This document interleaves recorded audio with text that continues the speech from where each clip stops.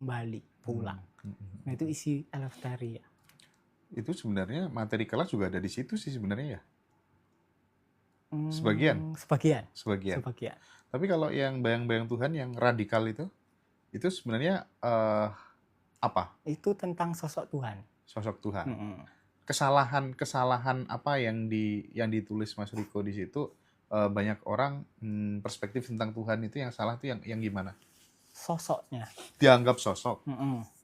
Kayak kalau kita ngomong Tuhan itu pasti di pikiran kita sosok. Paling pol kalau terpisah lah ya dengan kita ya.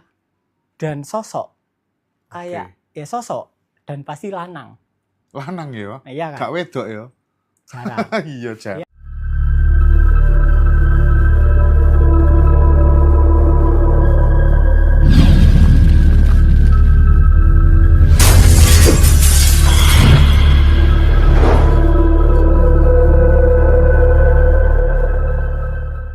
Oke teman-teman, balik lagi ya. Kita masih bersama dengan Mas Riko Hutama.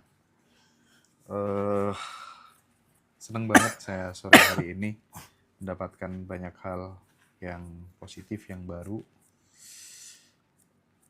Mas Riko, kita masih konsisten bahas kesadaran lagi ya. Bahas, ini ada tanya gini, kalau misalnya hidup itu seperti radio gitu Mas. Bagaimana kita memastikan bahwa diri kita itu sedang berada pada frekuensi yang benar atau yang selaras, itu gimana menurut Mas Riko? Ya kalian hanya bisa memastikan ketika kalian bisa beranjak, kalian bisa sadar kalau kalian bukan salurannya. Contohnya kayak TV sama penontonnya. Kalau kalian larut di acara Indosiar, ya kalian nggak bisa ganti channel. Makanya shifting yang paling penting itu shifting primer. Dari ombak ke lautan. Setelahnya baru gampang ganti channel. Dari ombak ke lautan, dari identitas palsu ke kesadaran. Ke kesadaran. Itu yang paling penting. Kalau nggak gitu ya morat-marit nanti. Karena kalau nggak gitu ya selama ini kita larut, kita mengira diri kita adalah ini kan ya. Oke. Nah kalau pikiran negatif itu otomatis bisa menurunkan frekuensi atau sebenarnya hanya salah dibaca oleh kesadaran kita? Jadi pikiran negatif itu kan pasti asalnya dari identitas tertentu kan. Kalau kita identitasnya di kekurangan ya pikirannya ya pasti terkait dengan kekurangan. Kemudian pikiran yang sama berusaha memberikan solusi. Akhirnya looping kan tambahan kan. Karena solusinya muncul dari pikiran negatif yang sama. Makanya perlu disadari. Jadi memang celah yang paling gampang ya disadari. Karena setiap usaha yang muncul dari identitas yang lama ya pasti semakin mengabadikan identitas tersebut. Jadi identitas pasti berusaha mempertahankan dirinya sendiri.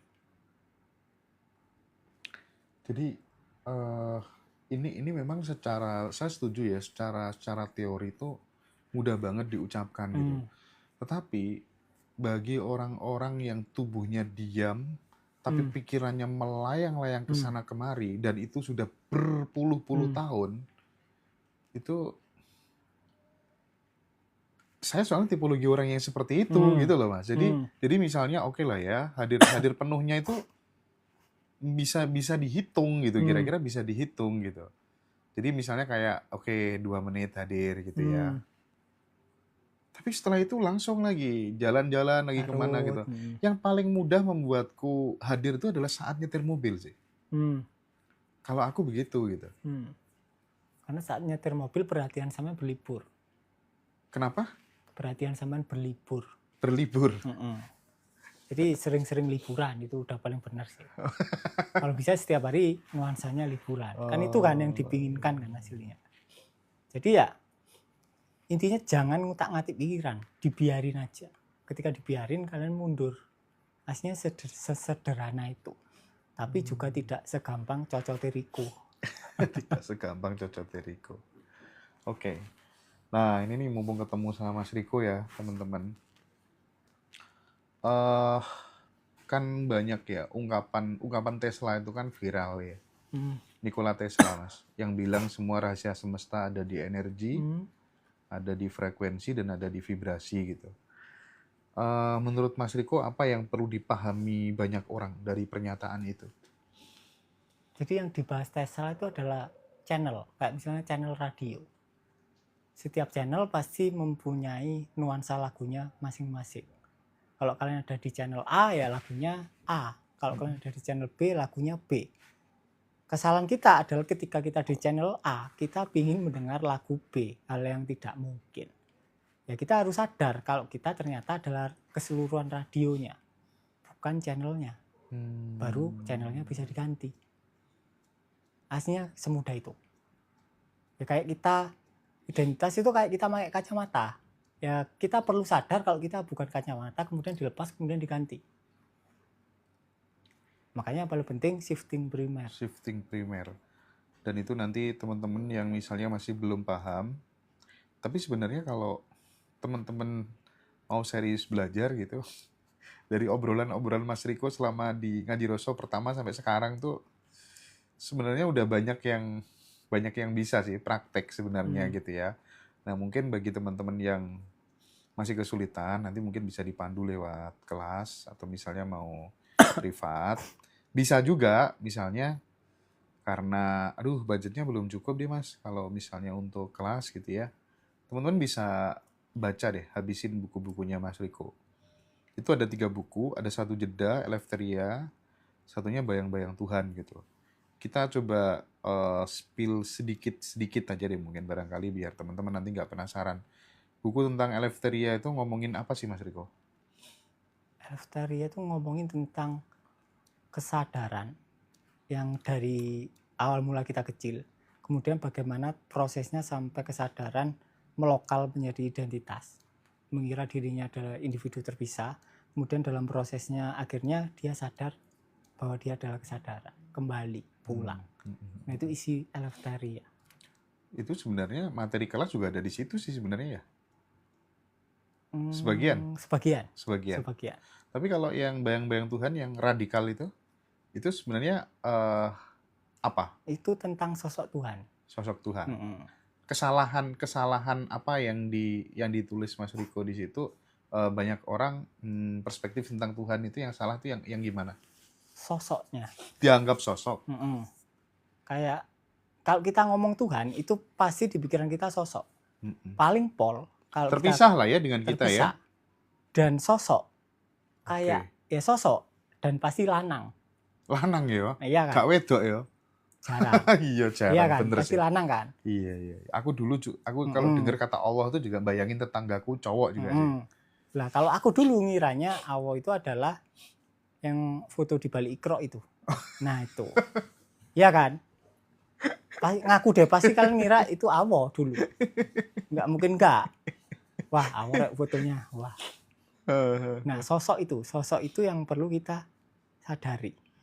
Yang perlu, ternyata intinya adalah kalau kita belum melampaui Tuhan sebagai sosok ya kita tidak mungkin mengalami ketuhanan. Otomatis. Foto di balik Iqra padahal mirip Mas Riko katanya.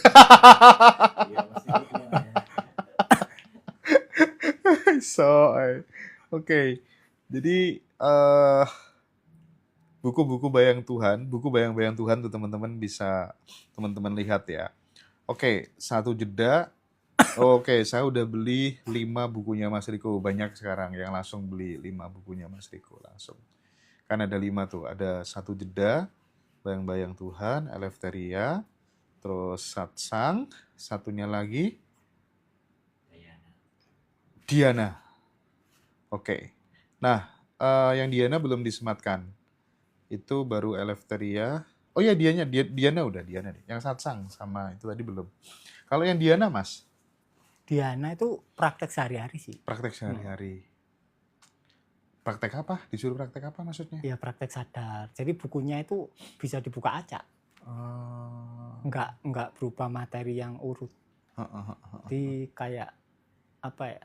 Penyelarasan di sehari-hari. Itu buku Diana. Oke. Ada teman-teman boleh tanya langsung interaksi dengan Mas Riko ini sesi akhir ya. Silakan. Apa yang masih bingung yang mau ditanyakan monggo. Mas Riko, ada buku baru nggak rencana yang mau dikeluarkan gitu? Nggak. Orang kan pada malas baca semua kan. Mending nonton YouTube itu kan enak gitu ya. pada males baca semua atau kan kayak gitu ikut kelas Zoom online. Biasanya kalau kelasnya Mas Riko yang online tuh 2 hari teman-teman. Hari pertama ngapain, hari kedua ngapain Mas? Kalau Zoom online kayak gitu. Hari pertama kita bahas letting in. Hari kedua kita bahas open awareness.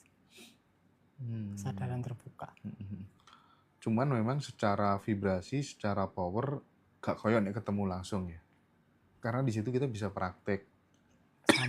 Sama aja sih ya. Ya. Tergantung orangnya ya. Tergantung orangnya. Iya sih, tergantung selera orangnya sih. Tergantung selera. Karena orang-orang tertentu itu kadang ketika belajar tuh nggak perlu offline, cukup kalau tipologi kayak aku loh ya, kayak aku tuh cukup pikirannya apa sih gitu aja udah tinggal nerapin langsung gitu. Yang penting mau praktek. Yang penting mau praktek. Yang penting itu. Betul. Kuncinya terus berlatih sih. Dari obrolan kita di awal tadi kan sebenarnya kan bisa kan karena kita udah biasa mengalami ini. Betul. Kayak enak ya jangkrik berulang terus dengan case yang berbeda gitu. Oh, tapi lama-lama memang harus terlatih sih. Kuncinya itu sih menurutku Mas. Sempat kan aku punya pikiran jangan-jangan metodenya Mas Riko ini nggak cocok ya untuk semua di generalisir ke semua mesin tubuhnya orang gitu. Ternyata ya karena kurang latihan aja sih. Tetap semuanya butuh latihan. Itu tuh semuanya butuh latihan. Nah, cara biar kita bisa mengalami bahwa kita ini di luar tubuh gimana Mas? Piye gue Mas? Ya pelan-pelan. Ya kalian dengerin dulu pikiran kalian. Di luar tubuh itu yang gimana sih Mas? Ya yang melingkupi tubuh. Oh iya. Pelan-pelan. Mas, kalau kita udah di titik lautan, kita ada masalah yang kita anggap besar, apakah rasanya tetap tenang? Tetap tenang, biasa aja. Mosok nggak ke-trigger sama sekali? Enggak. Sampai habis nabrak orang? Piye rasanya? Biasa aja. Biasa aja. Jadi kayak misal gini, simbolismenya mungkin gini. Kalau sampai memposisikan diri sama sebagai segelas air, kemudian dicemplungi sejumput garam, asin kan? Oh iya. Tapi kalau sampai posisinya sebaskop, garamnya sejumput, ya nggak asin. Nah kayak gitu. Jadi nggak terpengaruh sih ketika kalian sadar. Mbak Arleni, bagaimana caranya ikut kelas? Itu ada kontaknya di bio atau di deskripsi YouTube Nadiroso ya. Cara yang bagus harus prakteknya apa ya Mas? Menurut Mas Riko, cara yang paling bagus agar apa-apa yang kita mau tuh gampang didapatkan gitu katanya.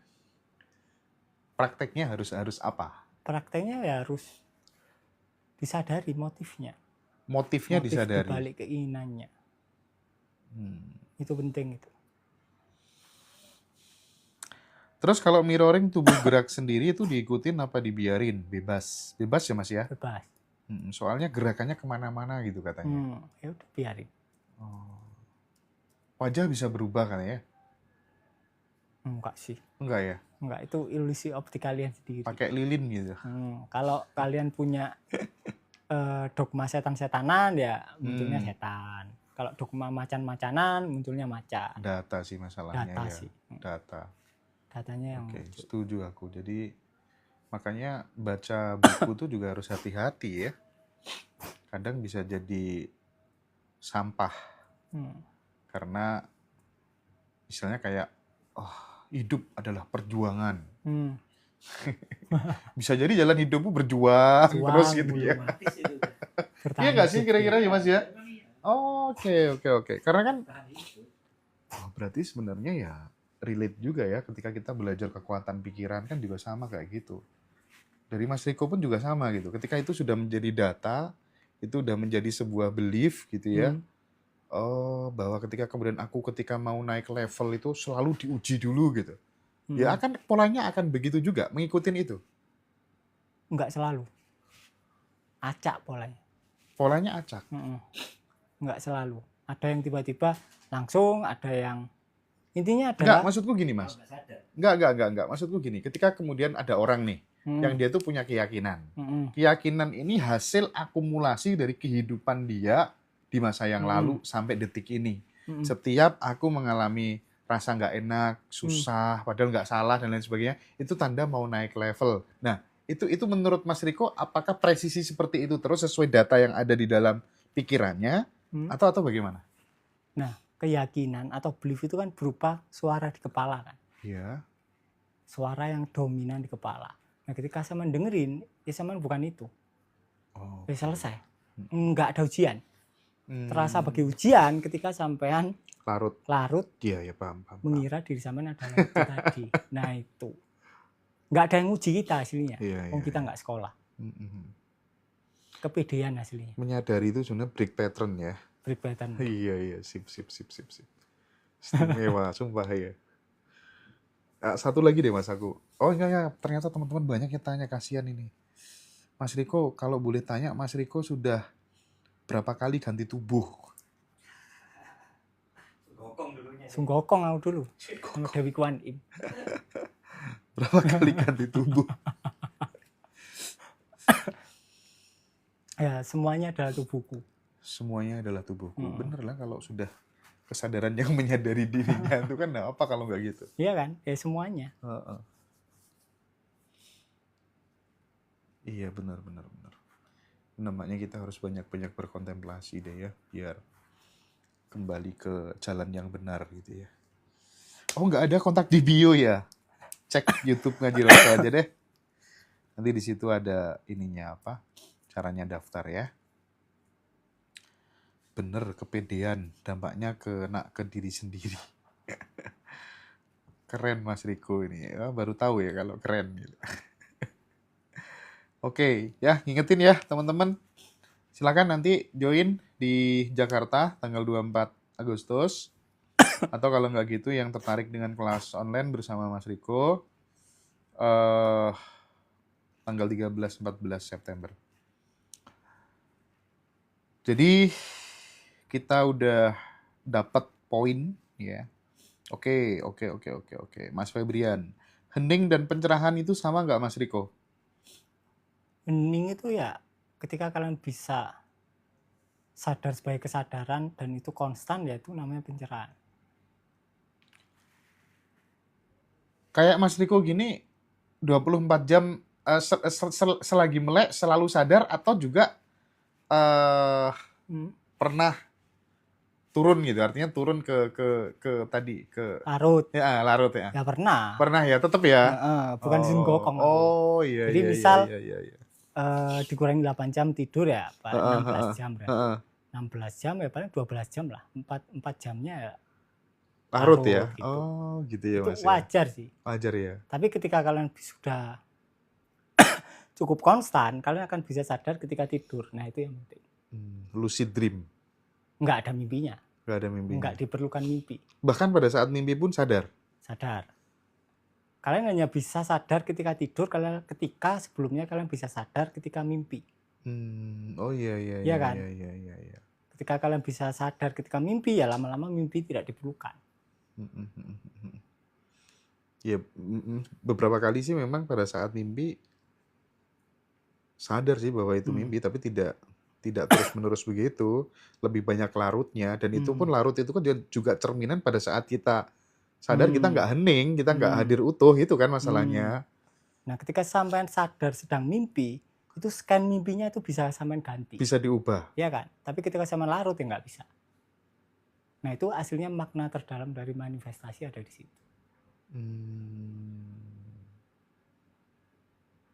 Tapi kan sebenarnya ketika kemudian kita udah state of awareness, mengganti pada saat sadar kan juga bisa. Nggak usah nunggu mimpi dulu baru scan-nya diganti gitu kan. Iya, maksudnya clue-nya ada di lucid dream tadi. Clue manifestasi. Oke. Yeps.